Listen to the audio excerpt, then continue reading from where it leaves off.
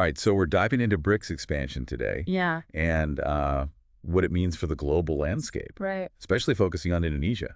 We've got a lot of sources for this deep dive. Yeah. Think tank reports, news analysis, even some whispers from a recent conference. It's fascinating stuff. It really is. Mhm. And one thing is clear. This is about way more than just economics. Oh, absolutely. It's really striking how this BRICS expansion with Indonesia now in the mix. Yeah, It's all happening as the global south is becoming more assertive. right. Think about Brazil's push during its G20 presidency Yeah. for this bloc to have more say on the world stage. It's a direct echo of what India was championing the year before. It is. And speaking of big moves, Indonesia joining BRICS. Yeah, That's raising some eyebrows. definitely. Some analysis suggests Jakarta's playing this hmm intricate game of strategic ambiguity, Right. wanting to benefit from the BRICS momentum, Yeah. but without picking sides between the U.S. and China. It's a delicate balancing act for Well, sure. for sure. Especially when you consider the inherent risks for Indonesia within BRICS. Like what? Well, you can't ignore China's economic dominance within the bloc. Right. And then there's the lack of tangible economic benefits for new members. Yeah. The RSS commentary really dug into this, Okay. suggesting Indonesia might be trying to have its cake and eat it too. And it makes you think about President Prabowo skipping the BRICS summit in Kazan, Right? sending his foreign minister instead. That's a move that speaks volumes. It does. It could be a signal to the West. Like, Don't worry, we're still on good terms. yeah, But at the same time, they're testing the waters with BRICS. right? We have to remember Indonesia's long history of non-alignment. Yeah. So this move might just be an evolution of that strategy in a rapidly changing world. So if we zoom out a bit, what are the broader geopolitical implications here? Some sources, like the Lowy Institute report, Yeah. are framing BRICS expansion as a direct challenge to the existing Western-led order, especially when it comes to trade and finance. There's definitely a sense that BRICS Plus wants to create a parallel network, potentially sidelining the West. Interesting. Just look at the critical mineral trade. Okay. Australia's caught in the middle. Right. A major supplier trying to navigate the competing demands of the U.S. and China. Wow. This situation perfectly illustrates how BRICS could redraw global supply chains. And it's not just about physical goods, is it? No, not at all. The digital sphere is a battleground, too. Absolutely. The CSI's briefing notes how BRICS and the Quad, Right. that's the U.S., Japan, Australia, and India, Yes. they're pushing entirely different digital strategies. It's like two competing blueprints for the future of the internet. Interesting. China's using BRICS to counter what it sees as Western digital hegemony, Uh-huh. while the Quad is focused on countering China's growing influence. Right. And then you add the fact that BRICS is ramping up AI collaboration. Yeah. It adds a whole other layer of complexity to this competition. And, of course, there's the regional security dimension, particularly in the Indo-Pacific. Yeah. The Eurasia Review articles we've got. They're pushing back against this Asian NATO idea, Right. advocating for increased intelligence sharing instead. The argument is that formal military alliances like NATO could actually escalate tensions, I see. while a strong intelligence sharing framework Yeah. could be more effective in addressing regional security threats. But don't we already have frameworks like that? Well, Like the Quad's Indo-Pacific Partnership for Maritime Domain Awareness? yes, And ASEAN's Our Eyes initiative? we do, but they're fragmented Okay. and limited in scope. Right. Greater integration and trust building are essential Uh-huh. if these initiatives are going to truly make a difference. So what needs to happen? Well, we need things like standardized protocols for information exchange, Oh, okay. tiered access levels based on trust, Yeah. and maybe even expanding existing networks like the Quad. So we're talking about a potential power shift anxieties, about a parallel global system emerging, and the need for more collaborative intelligence sharing. It's a lot. It is. Yeah. But there's another side to this BRICS Plus story. Right. The interest from some Latin American leaders, Yeah. some with questionable human rights records, in joining the bloc. It raises questions about their motivations. To take Cuba's push for BRICS Plus partner status. Yeah.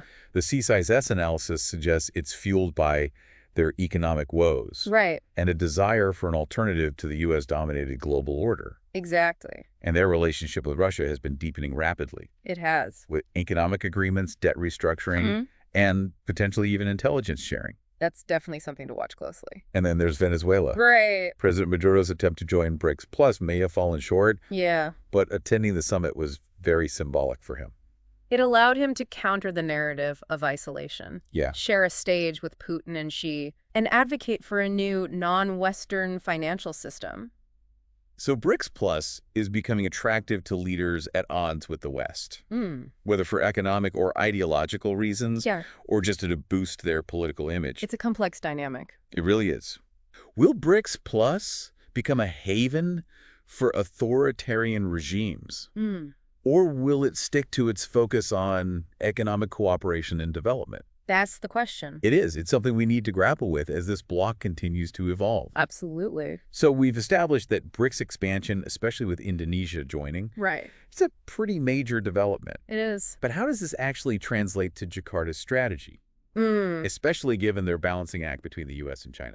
Well, Indonesia's position is really interesting. Don't forget, they're a major player in ASEAN, and that region's becoming more and more important in this evolving world order. It is. The Diplomat article we have here suggests that Jakarta's BRICS membership, it could actually be a way to amplify ASEAN's voice on the global stage. So using BRICS membership as leverage to strengthen ASEAN standing. Exactly. That's pretty savvy. It is. But how does that square with Indonesia's traditional non-aligned stance? It's not necessarily a contradiction. Okay. Indonesia's always aimed to maintain good relations with all the major powers. Right. Joining BRICS lets them engage with that bloc while still keeping those ties with the West, especially the U.S. To give them more options.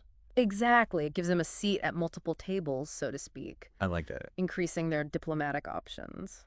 But Indonesia's not just reacting to global power shifts, are they? No, they're not. They've got internal dynamics to deal with, too. They do. The younger generation in particular Yes. seems to be pushing for a more assertive and transparent ASEAN. Absolutely. That same Diplomat article highlighted how young Southeast Asians, they're challenging ASEAN's traditional non-interference policy. Interesting. They're demanding more action on things like human rights abuses and regional security threats. This generational shift has to be a big factor in how Indonesia navigates its foreign policy. Oh, it's huge. So it sounds like Jakarta has a lot on its plate, balancing its own interests with ASEAN's, navigating this whole BRICS membership, and responding to what this new generation wants. It's a lot. What does all this mean for Indonesia's overall foreign policy direction? I think it's likely to lead to a more pragmatic approach, maybe even transactional. How so? Well, Indonesia is going to be looking for real benefits from its partnerships, like economic deals, infrastructure investments, support for its regional leadership ambitions. Interesting. So less concerned with ideology? Yeah, and more focused on securing concrete advantages for Indonesia and for ASEAN as a whole. So a what's in it for us kind of approach. Exactly. And does that pragmatism extend to how they manage relations with the U.S. and China? Absolutely. They'll keep engaging with both. Yeah. But they'll be careful not to become too reliant on either one. It's like walking a tightrope. It is. Trying to stay balanced in a world that's constantly shifting. That's a great analogy. Yes. And this balancing act will require Indonesia to be more agile, more strategic, and more willing to adapt as things change. So we've got this interplay of internal and external pressures shaping Indonesia's foreign policy. Right. But we can't forget about the economic implications of these global shifts. Of course not. The sources mentioned de-dollarization quite a bit. Yeah. Can you unpack that a little? Sure. De-dollarization basically refers to the efforts to reduce reliance on the U.S. dollar in international trade and finance. So why is that happening? It's driven by a desire to diversify global financial systems and reduce the influence of the U.S. I see. And how might this impact Indonesia? It presents both opportunities and challenges. Like what? Well, on the one hand, de-dollarization could create more space for alternative currencies, potentially increasing the use of the Indonesian rupiah in regional trade. It could also make Indonesia less vulnerable to fluctuations in the U.S. dollar. Right, which has been a concern. It has. But there must be downsides, too. Oh, there are. Moving away from the U.S. dollar too quickly could disrupt existing trade relationships and create financial instability. So Indonesia needs to be careful. Very careful. And strategic in how they navigate this transition. It sounds like Indonesia's economic future is really tied to these global trends. It is. They need to find a way to benefit from this shift toward multipolarity, Yeah. but without taking on too much risk. Exactly. It requires careful planning, Uh-huh. shrewd negotiation, And a willingness to adapt. to this ever-changing landscape of global finance. So it's not just about politics and security. Yeah. It's about economics, too. It is. And speaking of economics, our sources also highlighted the role of private markets Yes. in driving sustainability in the energy transition. That's a really important point. It is. How does that factor into this whole discussion? Well, while governments and international organizations are focused on the geopolitical implications of BRICS, private investors are increasingly interested in opportunities in sustainability and the energy transition, Okay. especially in the Indo-Pacific region. So we're seeing a convergence of geopolitical and economic trends. Exactly. The World Economic Forum report we have, Uh-huh. it points to significant growth in investments in energy transition funds. So these are funds specifically focused on sustainable development. Right. Both limited partners, LPs, and general partners, GPs. Okay. They're recognizing the potential of these funds to generate financial returns Yeah. while also supporting a move to a low-carbon economy. And this seems particularly relevant to Indonesia, It is. given their ambitious renewable energy goals. Absolutely. Yeah. And their vulnerability to climate change impacts. Right. So private sector investments could be key They could be crucial. in driving Indonesia's energy transition Yeah. and helping them achieve sustainable development. Exactly. These investments can help scale up renewable energy projects, Okay. develop new technologies, Yeah. and create jobs in the green economy. But Indonesia has to make sure these investments are sustainable, right? Oh, for sure. And that they benefit local communities. Absolutely. Not just multinational corporations. It's a good reminder that even amidst these big geopolitical shifts and economic transformations, the ideas of sustainability and social responsibility are still really important. They are. As the world tries to understand this move toward a multipolar order, Yeah. it's crucial to make sure that economic development goes hand in hand with environmental protection Right. and social equity. This has been a fascinating look at how Indonesia is navigating this complex global landscape. It has. It's a story of balancing acts, strategic calculations, and a determination to forge their own path. They're definitely making their own way. But there's one more crucial element to consider: Okay. the potential impact of all this on the future of global governance. We'll dig into that in part 3 of this deep dive. Right. So we talked about the rise of the Global South and Indonesia's balancing act. We Yeah. even touched on the economic side with de-dollarization. Yeah. But the big question is, what does all this mean for global governance? Is this BRICS expansion signaling a shift to a truly multipolar world? It's the million-dollar question, isn't it? It is. Will we see power distributed more evenly? Or will this competition between BRICS and the West just lead to more fragmentation and conflict? The sources we looked at offer some interesting perspectives. Yeah, But it's complicated. it really is. Some analysts seem to see BRICS as a champion of multipolarity. Right. They say it gives developing nations a bigger voice, pushes for a more inclusive global order. Yeah, things like the New Development Bank Right. directly challenge the dominance of Western-led institutions like the World Bank. And BRICS' focus on de-dollarization adds to that challenge. It does, but it's not that simple. What do you mean? There's a clear tension between BRICS and the West. Oh, especially with China being more assertive on the global stage. Right. And as we talked about, BRICS Plus has gotten interest from leaders. Yeah. With not so great records on democracy and human rights. It's true. So is there even room for cooperation between BRICS and the West? I think so. You do? Especially on issues that need everyone to work together. Like? Climate change, global health security, counterterrorism. That's got to be tough. It is. Finding common ground with such different values and priorities is a huge challenge. And it's not just about governments anymore, is it? No, not at all. Our sources pointed out the growing influence of non-state actors. Right. The private sector, civil society. They're becoming more active on the global stage.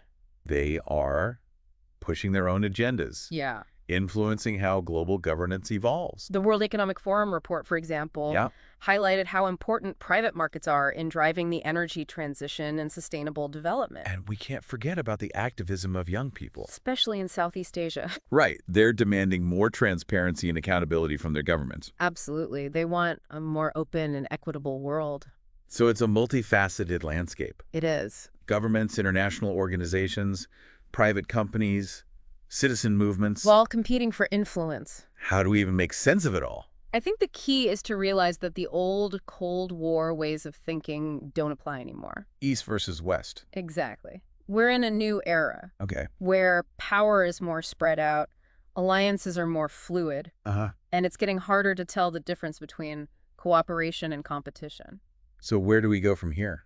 Well, the future of global governance isn't set in stone. Right. It'll be shaped by the choices all these players make in the years to come. This has been a really fascinating look at how BRICS is changing the game. It has. The geopolitical shifts, the economic implications. Yeah. The potential for a new global order. And like with any good deep dive, we end up with more questions than answers. That's true. But that's the whole point, isn't it? It is. This isn't the end. Right. It's a starting point for you to keep exploring. So what's next? Think about it. How will these developments shape the future?